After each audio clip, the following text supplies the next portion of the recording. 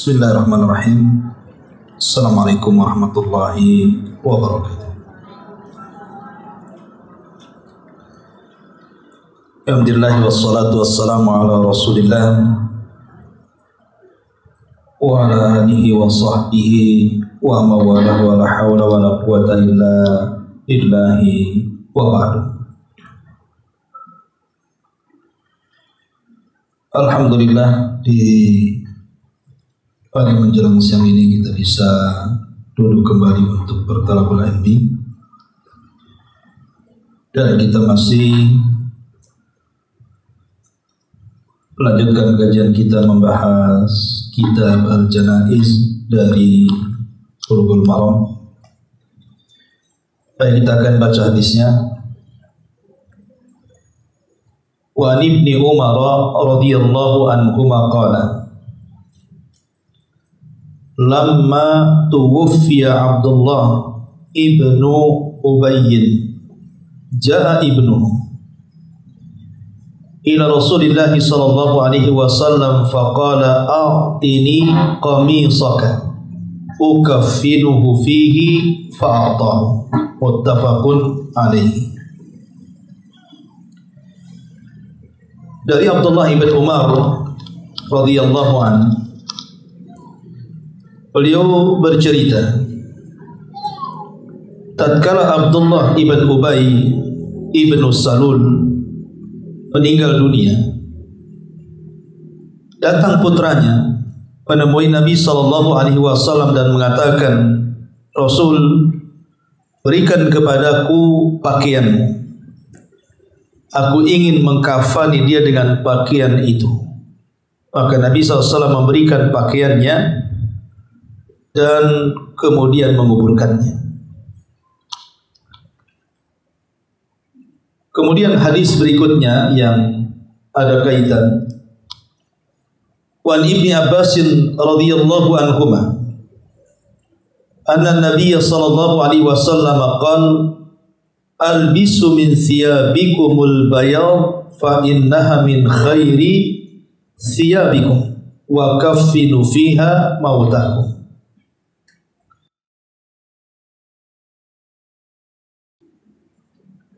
Kain kalian yang berwarna putih, karena sesungguhnya itu sebaik-baik pakaian kalian, dan kafanilah dengan pakaian berwarna putih itu orang yang sudah meninggal di antara kalian.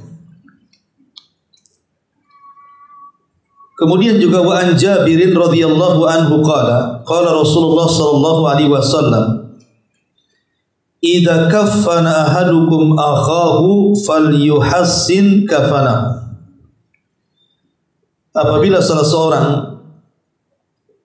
di antara kalian mengkafani saudaranya, maka carilah kafan terbaik untuknya. Baik, masyarul muslimin muslimat yang dimuliakan Allah Subhanahu wa taala. Hadis pertama dari Abdullah ibn Umar radhiyallahu ibn Ubay ibn Salul, tokoh munafik. Jadi Abdullah ibn Ubay ibn Salul adalah presiden munafik kota Madinah.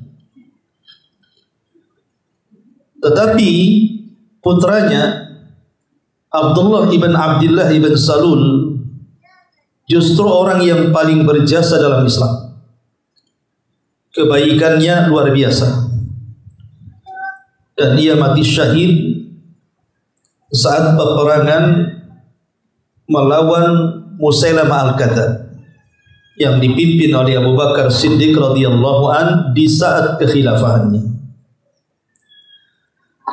Tapi ayahnya adalah tokoh munafik, Abdullah ibn Ubay ibn Salul ini. Lah Abdullah ibn Ubay ibn Salul ini sebenarnya adalah tokoh dari tokoh-tokoh yang sangat diperhitungkan di tengah-tengah orang-orang Ansar di masa jahiliyah, karena dia mampu meredam konflik antar kabilah. Jadi kalau seandainya ada kabilah yang berseteru, Maka Abdullah ibn Ubay ibn Salul ini dengan kebijakannya mampu meredam konflik, sehingga dia bisa meredam peperangan. Itu di saat jahiliyah. Sehingga orang-orang Khazraj dan Aus sangat menghormati Abdullah ibn Ubay ini, bahkan menggadang-gadangkan akan menjadi pemimpin mereka. Tetapi masalahnya, setelah Nabi SAW hijrah dari Mekah ke Madinah, di mana sebelum hijrah banyak orang-orang Khazraj dan para pembesarnya masuk Islam, ditambah kemudian Nabi SAW mengutus Mus'ab ibn Umair dan berhasil mengislamkan tokoh-tokoh besar, bahkan pimpinan-pimpinannya, salah satunya Sa'ad ibn Ubadah, kemudian Sa'ad bin Mu'ad dan beberapa tokoh-tokoh besar diislamkan oleh Mus'ab bin Umair. Maka semakin teranglah Islam di kota Madinah sebelum kedatangan Nabi. Bahkan mereka menanti-nanti kedatangan Nabi, sehingga ketika waktu yang memang sudah diizinkan Allah untuk hijrah, Nabi pun kemudian hijrah dari kota Mekah menuju Madinah dan disambut meriah oleh penduduk Yathrib dan tokoh-tokohnya.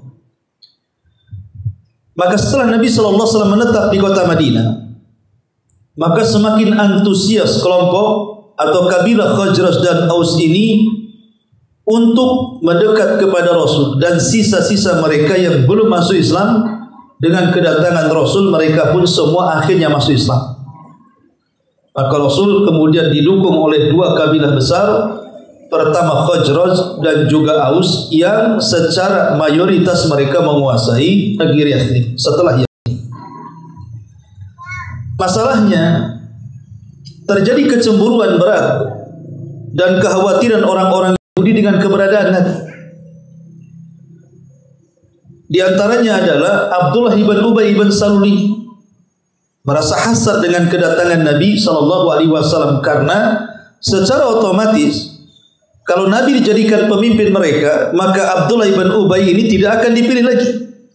Padahal dahulu di zaman jahiliyah dia orang yang digadang-gadangkan untuk diangkat menjadi pemimpin dua kabilah besar ini. Tapi dengan kedatangan Rasul, justru namanya redup. Kemudian orang-orang pun memilih Nabi menjadi pemimpin mereka. Lah, semakin hari semakin kuat Islam, terutama setelah perang Badar, di mana kaum muslimin berhasil memukul mundur dan mengalahkan orang-orang Quraisy, bahkan menawan banyak tawanan dan mendapatkan ghanimah besar. Sehingga kekuatan kaum muslimin tidak bisa diremehkan, bahkan diperhitungkan baik orang-orang Yahudi ataupun orang-orang musyrik yang tersisa. Akhirnya Abdullah ibn Ubay ibn Salul ini, kalau dia tidak bergabung dengan Nabi, maka nyawa dan keluarganya terancam. Kalau dia memilih masuk Yahudi, itu pun sama saja menyalakan permusuhan. Akhirnya kemudian dia pun berpura-pura masuk Islam hanya untuk melindungi nyawa, harta dan keluarganya. Disinilah dimulai sejarah orang-orang munafik di kota Madinah. Karena sebelumnya belum ada orang munafik, baik di kota Mekah ataupun di Madinah. Apalagi di Mekah nggak ada orang munafik. Di Mekah itu cuma dua, kalau tidak mukmin kafir. Kenapa di Mekah tidak ada orang-orang munafik? Karena orang kafir kuat dan orang muslim lemah. Sehingga buat apa jadi munafik? Jadi kafir sajalah, kan begitu. Tetapi di kota Madinah itu terbalik. Kaum muslimin menguat dan orang-orang Yahudi semakin melemah.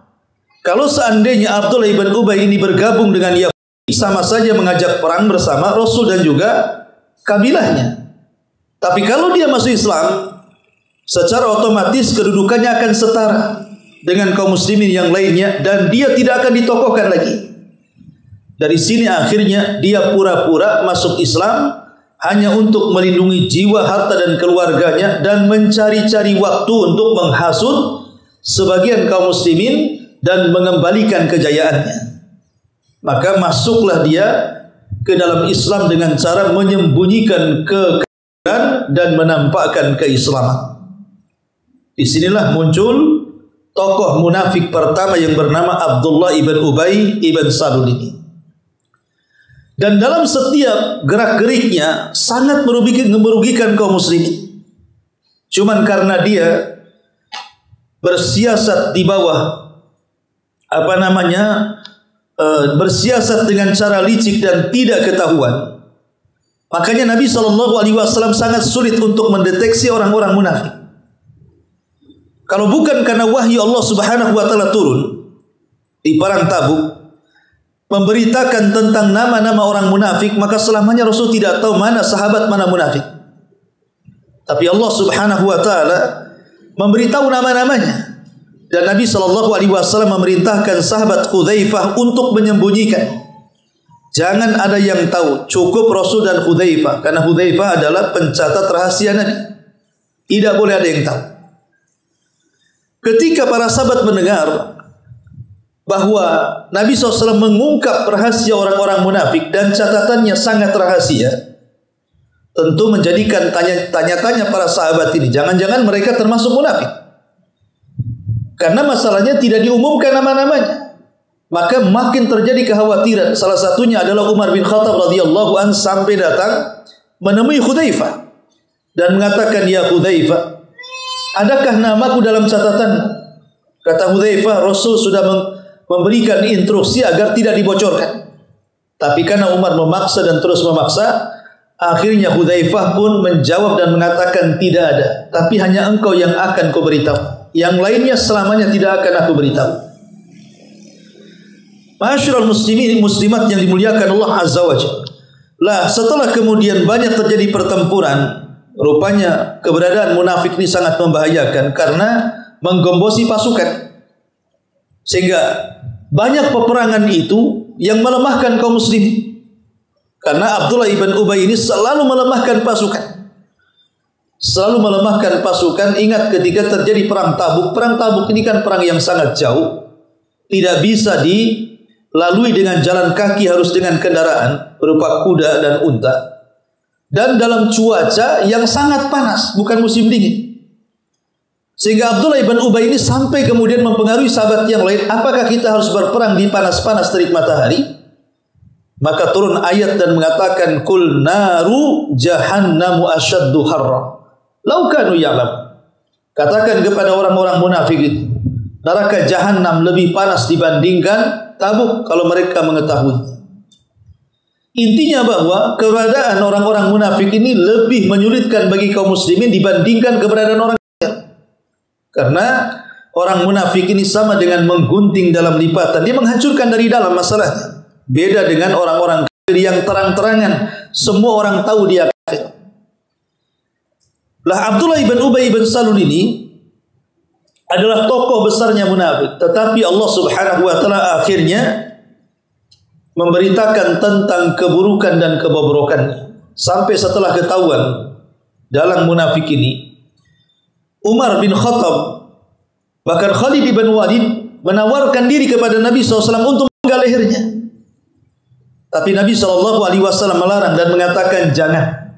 La'allan nas yaquluna anna Nabiya sallallahu alaihi wasallam yaqtulu ashabah." Jangan, nanti orang-orang mengira Muhammad sudah membunuh sahabatnya. Karena sekali lagi, bagi orang-orang Yahudi semua dipukul rata bahwa setiap yang mengikuti Rasul adalah sahabatnya. Mereka tidak tahu di dalam tubuh para sahabat itu ada orang-orang munafik. Sehingga kalau seandainya Rasul kemudian memerintahkan Umar untuk memenggal lehernya, maka nanti orang-orang yang akan masuk Islam takut kalau seandainya mereka jadi sasaran pembunuh nabinya. Makanya Nabi SAW melarang, jangan dibunuh, karena nanti manusia mengira bahwa Muhammad sudah membunuh sahabatnya. Biarkan dia hidup. Yang jelas kita sudah tahu siapa dalangnya. Akhirnya kemudian Nabi SAW semakin berhati-hati berhubungan dengan Abdullah ibn Ubay ibn Salul. Padahal secara lahiriah Abdullah ibn Ubay ibn Salul itu luar biasa. Salat di belakang Nabi, jihad di belakang Nabi, sedekah kepada Nabi. Pokoknya Islamnya betul-betul ditampakkan sehingga orang mengira dia sahabat. Tapi begitulah gaya orang munafik. Terkadang lahiriah mereka sangat menakjubkan, tapi batiniah mereka sangat merusakkan. Makanya definisi munafik itu adalah idharul Islam wa israrul kufri. Menampakkan keislaman tapi menyembunyikan kekafiran. Dengan kata lain, munafik itu diambil dari kata nafak. Nafak itu semacam gorong-gorong yang kalau kita alirkan air dari sini keluar dari sana. Ya. Maka orang munafik seperti itu, dia masuk Islam lewat lisannya, tapi keluar dari Islam lewat hatinya. Nampaknya Islam karena dia bersyahadat, salat, puasa, zakat dan begitu seterusnya. Tetapi hatinya mengeluarkan jasadnya dari Islam karena dia menyembunyikan kekufuran.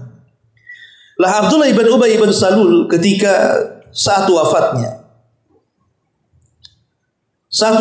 Abdullah ibn Ubay ibn Salul ini, putranya sebagaimana dalam hadis ini, Abdullah ibn Ubay ini, dia datang menemui Nabi SAW. Bagaimanapun, Abdullah ibn Ubay ini putranya pernah satu hari datang kepada Rasul dan mengatakan, Rasul, kalau engkau memerintahkan sahabat-sahabat untuk membunuh ayahku, jangan perintahkan, serahkan tugas ini kepadaku. Sebab kalau seandainya orang lain yang membunuh aku akan dendam dan tidak akan mungkin dihapus. Biar akulah yang membunuh dan memenggal ayahku. Tapi Nabi SAW mengatakan tidak ada yang membunuh ayahku. Karena Rasul pun tahu bahwa Abdullah ibn Ubay ini kan tokoh besar. Kalau dibunuh pasti akan jadi masalah. Jadi Rasul hanya membiarkan hidup, tetapi berhati-hati dari sepak terjangnya. Lah saat Abdullah ibn Ubay ini meninggal dunia, kemudian Nabi SAW hendak mendoakan, hendak menyolatkan dan mendoakan. Tapi Umar bin Khattab radhiyallahu anhu ketika itu tidak setuju. Kenapa tidak setuju? Karena Abdullah ibn Ubay ibn Salul ini sudah melampau, artinya sudah keterlaluan, memusuhi Islam dan kaum muslimin. Tapi Nabi SAW mengatakan, kalau seandainya aku harus beristighfar 100 kali, aku akan lakukan. Semoga Allah menurunkan rahmatnya. Walaupun belakangan akhirnya ide Umar ini justru yang benar. Karena turun ayat surah At-Taubah ketika itu, wala tusalli ala ahadin minhum mata abada wala takum ala qabri innahum kafaru billahi wa rasuli wa matu wa hum fasiqun. Janganlah engkau mendoakan mereka, orang-orang munafik, ketika mereka mati selamanya, dan tidak boleh juga salat tidak di atas kuburnya, karena mereka orang yang kufur kepada Allah dan Rasulnya, dan mereka mati dalam keadaan fasik. Turun ayat ini membenarkan ucapan Umar yang meminta Rasul untuk tidak mendoakan. Lah ketika Abdullah ibn Ubay ini meninggal dunia, putranya datang menemui Rasul. Lah ketika itu Rasul kan menggunakan mantel. Maka Abdullah ibn Abdullah ibn Ubay putranya mengatakan kepada Rasul, bisa enggak mantel yang kau pakai itu kau berikan kepadaku? Aku akan ingin jadikan mantelmu menjadi kafan dari ayah. Kemudian Rasul pun melepaskan mantelnya, kemudian memberikan kepada putranya tokoh munafik ini. Ada yang mengatakan, kenapa Nabi SAW memberikan? Ada yang mengatakan bahwa mantel itu sebenarnya hadiah daripada Abdullah ibn Ubay dulu. Jadi Rasul memberikan kepada putranya itu hanya mengembalikan barangnya. Karena tidak mungkin Nabi SAW memberikan barang-barang mulia kepada orang sekelas munafik ini.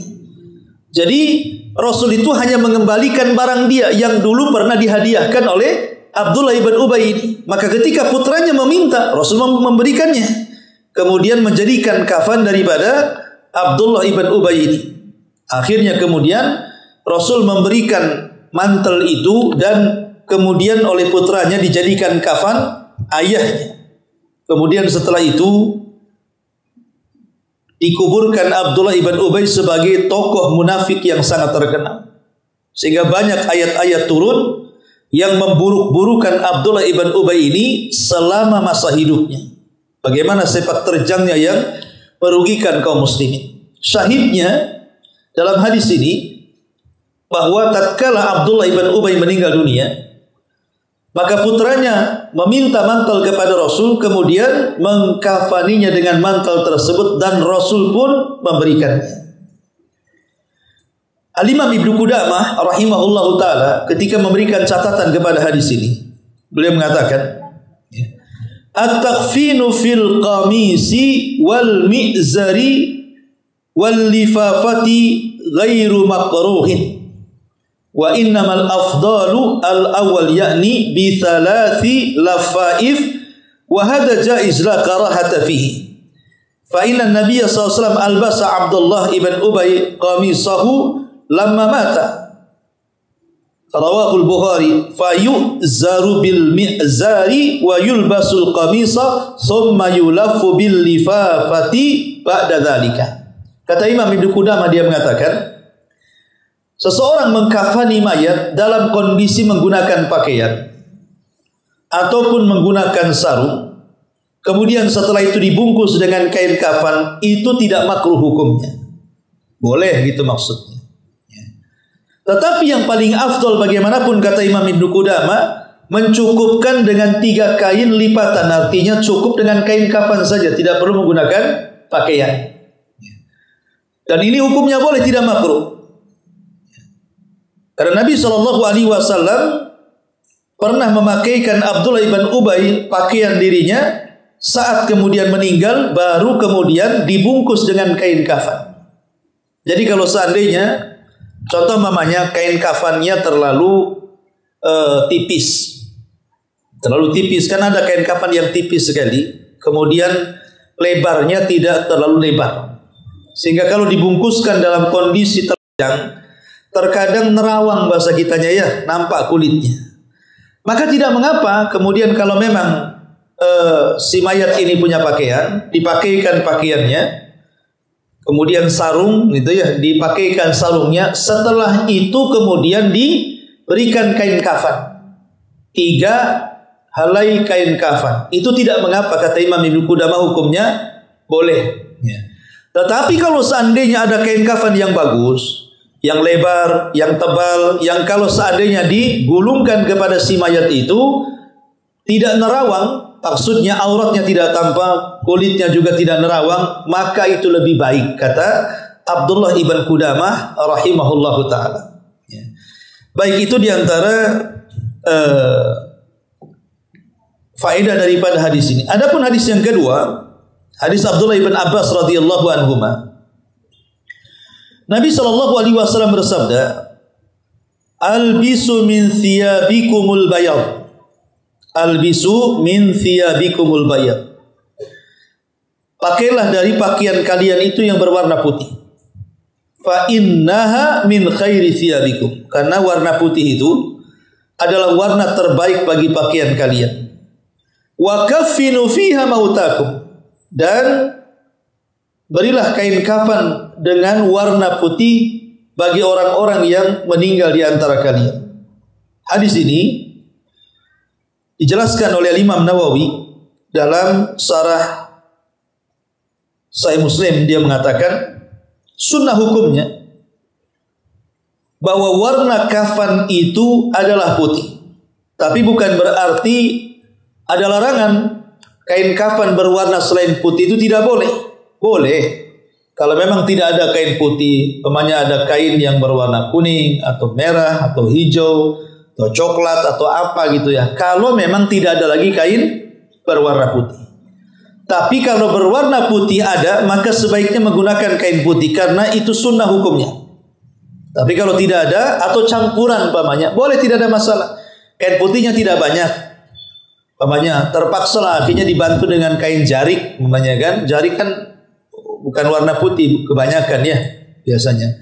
Boleh kita gunakan untuk lipatan ke pertamanya jarik, lipatan kedua kafan, dan ketiga kafan umpamanya. Maka dibolehkan. Tapi kalau seandainya ada yang berwarna putih semuanya, kata Imam Nawawi rahimahullahu ta'ala dalam Syarah Sahih Muslim, dia mengatakan sunnah hukumnya. Karena kalimat al-bayad dalam hadis ini dalilun listihbabi takfini fi al-abyadi wa huwa mujma'un alaihi. Kata Imam Nawawi, kalimat al-bayad, kalimat pakaian putih adalah dalil disunahkannya kafan itu berwarna putih, dan itu disepakati para ulama. Ini diantara hadis Aisyah radhiyallahu anha. Dan hadis yang terakhir, hadis dari Jabir radhiyallahu anhu. Nabi sallallahu alaihi wasallam bersabda, "Idza kaffana ahadukum akhahu fal yuhassin kafanahu." Apabila salah seorang di antara kalian hendak mengkafani saudaranya, maka carilah kafan terbaik. Kata Imam Nawawi di dalam kitabnya, beliau mengatakan, "Wa fil hadithi al-amru bi ihsanil kafani." Dalam hadis ini ada perintah untuk memperbaiki, menyiapkan kain kafan dengan kafan yang baik. Wa laysal murad bi ihsanihi as-sarfu fihi wal mughalatu wan nafasatu. Tapi yang dimaksud memperbaiki kain kafan ini bukan diartikan harus seseorang itu melampaui batas dalam kafan yang mahal sekali, yang bernilai, bukan. Wa innamal murad, tetapi yang dimaksud nadhafatuhu, kebersihannya, wa naqauhu, dan juga kesuciannya, wa kathafatuhu, dan ketebalannya, wa sitruhu, dan mampu menutup auratnya, wa tawassutuhu, dan juga tidak terlampau mahal sekali, ya. Wa kaunuhu min jinsi libasihi fil hayati ghaliban, dan keberadaannya dari satu jenis pakaian yang biasa dipakai ketika hidupnya, la afkhar minhu wa la ahkar, tidak terlampau megah sekali, tidak terlampau hina sekali. Artinya cari kain kafan yang sedang-sedang. Kalau terlampau murah nanti tipis, nanti kemudian mungkin lebarnya kurang sehingga tidak sempurna membungkusnya. Kalau terlampau mahal sekali, menggunakan kain sutra umpamanya kan, atau kain yang mahal sekali, itu pun ya buat apa juga, toh nantinya juga kapan juga ya kan musnah, artinya kan kalau dikubur sekian tahun pun akan hilang. Jadi percuma juga gitu ya. Minimalnya ambillah tengah-tengah. Ya, makanya saya sering sekali mengkafani orang itu. Kalau diambil dari fardu kifayah yang biasa dikumpulkan RT RW itu biasanya, itu sangat disayangkan. Terkadang kain kafannya itu sangat tipis. Kemudian lebarnya kurang. Lebarnya itu cuma 90 kalau tidak salah itu. Dan itu kesulitan untuk mengkafani. Terkadang yang harusnya kita menggunakan 3 helai bisa sampai 5 helai kadang-kadang. Ya, supaya terbungkus dan tidak tampak kulitnya. Nah, ini kan akhirnya memadaratkan si mayat dan menghabis-habiskan kain kafan jadinya kan. Maka sebaiknya kain kafan itu cari kain putih yang tebal, kemudian yang lebar. Sehingga kalau 3 saja sudah cukup, ya sudah. Terkadang kalau yang bagus kain kafan itu 2 saja sudah terbungkus semuanya tuh. Tapi karena sunnahnya 3, ya terpaksa juga 3 helai. Ma'asyiral muslimat yang dimuliakan Allah Azza wa Jalla, baik, ada sedikit faedah dari beberapa hadis yang kita bahas ini. Masalah yang pertama tentang kain kafan. Ma huwa aqallu ma yujzi'u fil kafan. Yang paling sedikit berapa helai ketika seseorang itu mengkafani mayat. Pendapat jumhur ulama, ila anna aqalla ma yujzi huwa thawbun wahid. Sebenarnya mayoritas para ulama mengatakan yang penting bisa menutup semua dan auratnya, walaupun 1 helai sudah cukup. Jadi kalau memang 1 helai sudah cukup, seperti mungkin tebal, putih, lebar, 1 helai sudah cukup, itu sudah mencukupi si mayat itu dikafani dan boleh dikuburkan. Qala ba'du Syafi'iyah, berkata sebagian Syafi'iyah, ma yughatta auratuhu, yang penting auratnya tertutup. Yang penting auratnya tertutup. Kalau 1 kurang ya 2, 2 kurang ya 3, 3 kurang ya 4, 4 kurang ya 5, begitu ya. Yang penting tertutup auratnya. Wa qala al-Hanabilah wa jama'atun min Syafi'i, berkata madhab Hambali dan sekelompok dari madhab Syafi'i, ma yughatta jasadu, yang penting jasadnya tertutup. Hadza huwa al-qaulul aqrab, inilah pendapat yang paling lebih dekat dengan kebenaran. Artinya jasadnya bisa tertutup semua. Kalau sudah jasadnya tertutup semua, maka itu sudah mencukupkan. Karena begini, Nabi SAW ketika mengkafani Mus'ab bin Umair, Mus'ab bin Umair ini orang kaya sebenarnya. Ibunya kaya raya, seorang pedagang. Dan Mus'ab ini sebelum masuk Islam terbiasa menggunakan pakaian-pakaian mewah, kendaraan-kendaraan megah, dan membuat iri anak-anak muda dan membuat tertarik wanita-wanita di zaman. Tapi setelah masuk Islam, dia diusir oleh ibunya. Sehingga ibunya berjanji untuk tidak akan memberi sepeser pun uang kepadanya. Sehingga Mus'ab bin Umair pun kondisinya memprihatinkan. Orang kaya seolah-olah dibuang di jalanan. Punya apa-apa. Hidup sederhana bersama Nabi SAW.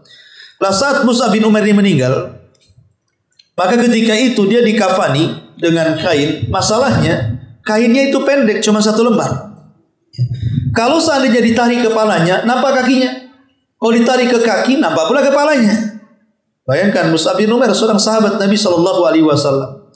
Akhirnya kemudian Rasul pun memerintahkan tarik kepalanya dan kemudian kakinya tutupi dengan dedaunan supaya tertutup. Menunjukkan apa? Kain kafan itu yang penting menutup jasadnya. Karena Mus'ab bin Umair ini ketika ditarik ke kepalanya nampak kakinya. Kata Nabi SAW, ambilkan dedaunan, kemudian tutuplah kakinya. Syahidnya bahwa kain kafan itu yang penting menutup jasad. Dari kisah siapa? Mus'ab bin Umair radhiyallahu anhu.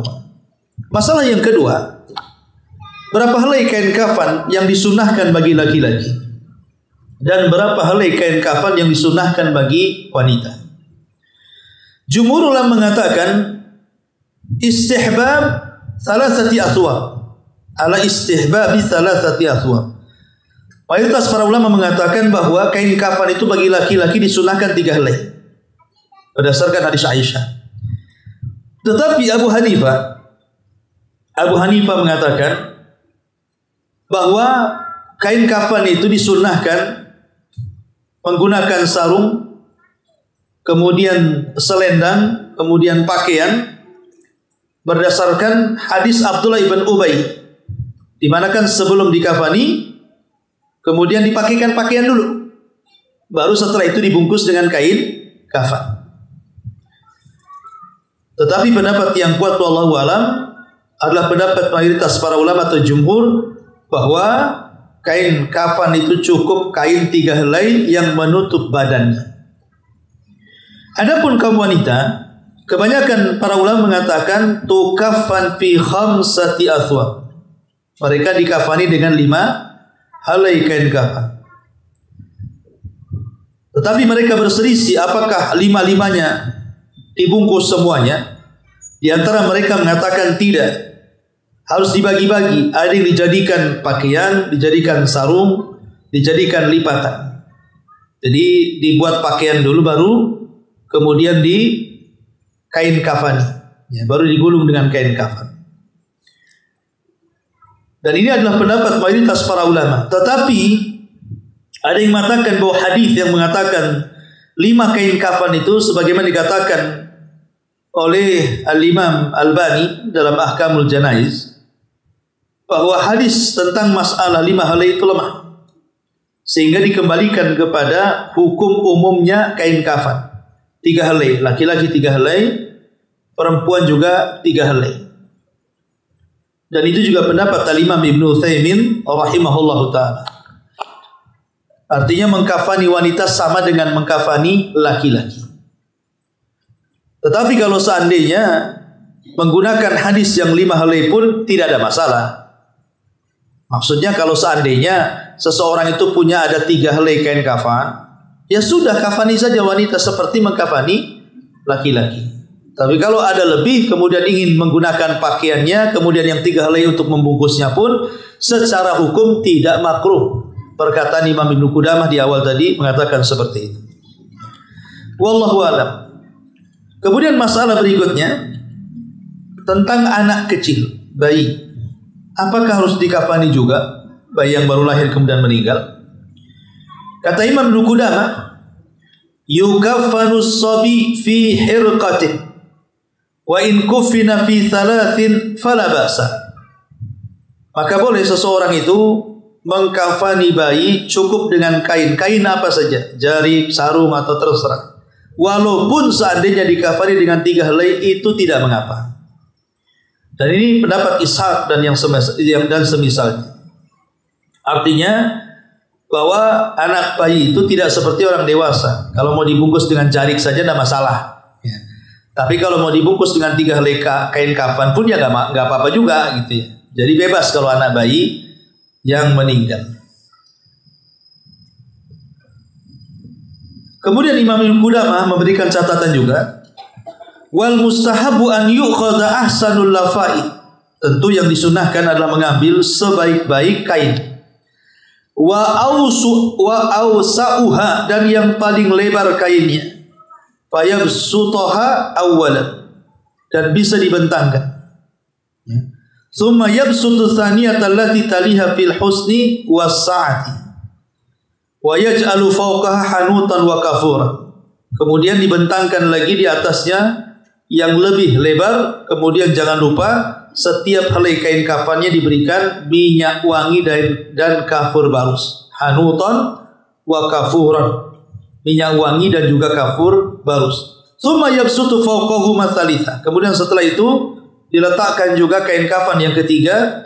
Kemudian juga sama diletakkan beberapa kafur dan juga kafur barus maksudnya dan minyak wangi, baru kemudian dibungkuskan ke si mayat.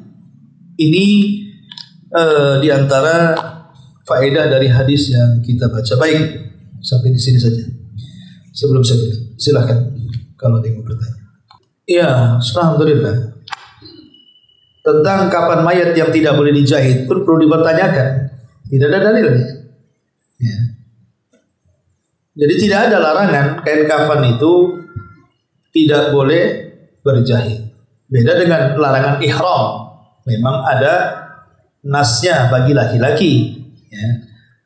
Tetapi untuk kain kafan tidak ada hadis yang mengatakan dilarang menjahit kain kafan.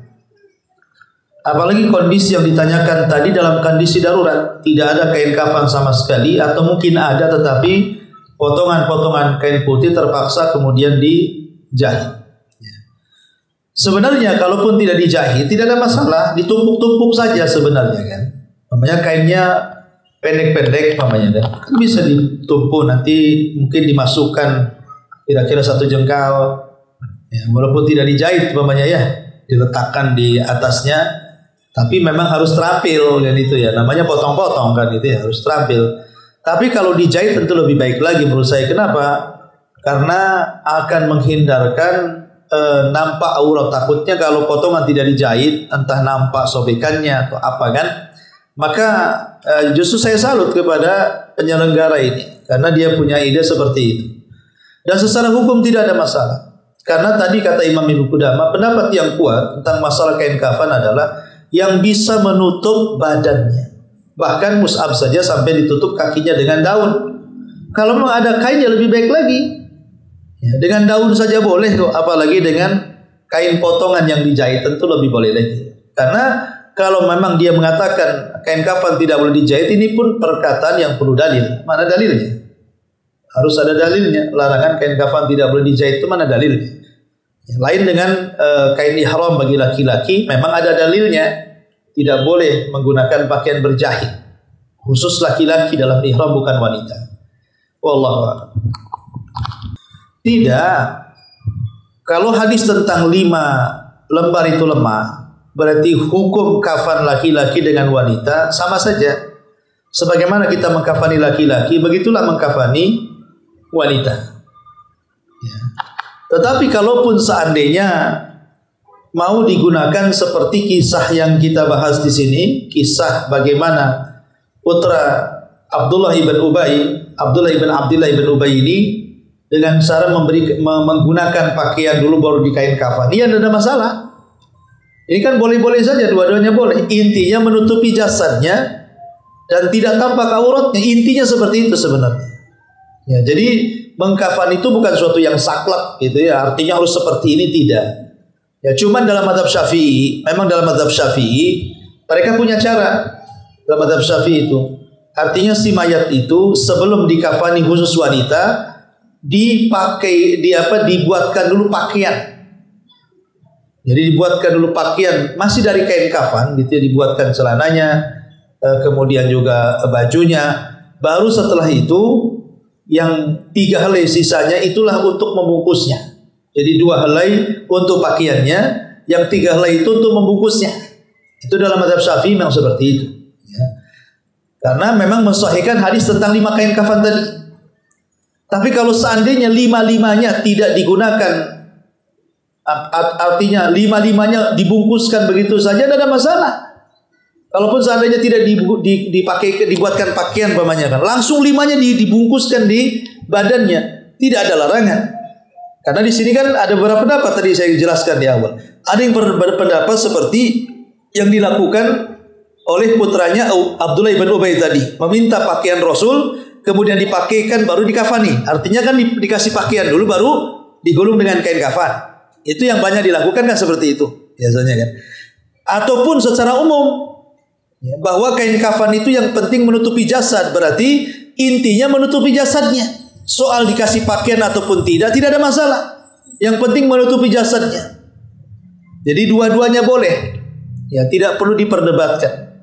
Karena kadang-kadang masalah-masalah sepele seperti ini antar ummahat terkadang berdebat gara-gara masalah ini. Masalah tali aja kadang-kadang berdebat kan. Padahal kan tali itu ganjil sunnah. Bukan berarti genap tak boleh, boleh. Cuman sebaiknya ganjil. Tapi kalau mamanya lupa dia genap, ya nggak masalah kan gitu kan. Itu kan perkara sunnah saja, bukan perkara wajib. Wallahu a'lam. Ya, alhamdulillah.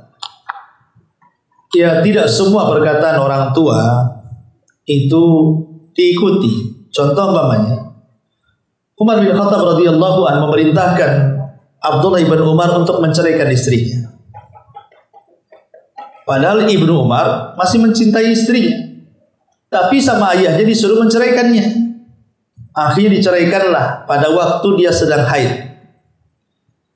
Ketika Nabi SAW mendengar, maka Rasul menyuruh agar Ibnu Umar rujuk kembali karena tidak boleh menceraikan dalam posisi dia haid. Karena itu masuk pada talak bid'ah. Ya. Lah pertanyaannya sekarang, apakah kemudian kita harus menuruti perkataan orang tua seperti hadis Umar kepada Ibnu Umar? Kalau orang tua kita mengatakan ceraikan istrimu, kita menceraikan istrimu. Kata Syekhul Islam Ibnu Taimiyah, dia memberikan catatan, tidak semua perkataan orang tua itu dituruti, apalagi soal masalah cerai. Kecuali kalau ayahmu seperti Umar dan engkau seperti Ibnu Umar katanya.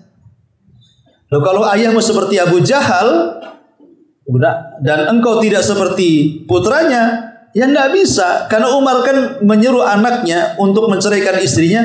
Umar ini punya pikiran yang luar biasa, bahkan disebut mulham. Dia selalu dikasih ilham dan ilhamnya selalu benar. Bahkan selalu didukung dengan wahyu di zaman Rasul, turun wahyu. Dia punya kemaslahatan tersendiri tentang putranya kan. Tapi ayah kita bukan seperti Umar bin Khattab. Ya, sehingga kemudian tidak mesti dituruti perkataan orang tua. Kalau seandainya mau menjual dengan alasan memperbaiki ekonomi dan kemudian menghindarkan dari riba, jual saja. Adapun masa depan kita tidak ada yang tahu. Soal kemudian usahanya berhasil atau tidak.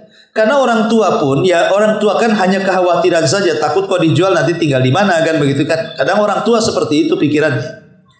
Ya, tapi kalau kita tawakal dengan Allah, bismillah dengan usaha, dan itu jelas harta yang halal, insya Allah akan diberkahi. Kalaupun satu hari gagal, itu sudah takdir Allah Subhanahu wa Ta'ala. Ya, jadi kata-kata kemudian, ya kalau seandainya tidak dijual pun tidak ada masalah, tapi jangan dikait-kaitkan kemudian dengan takut kalau dijual nanti kalau masalah, nanti betul juga kata mertua.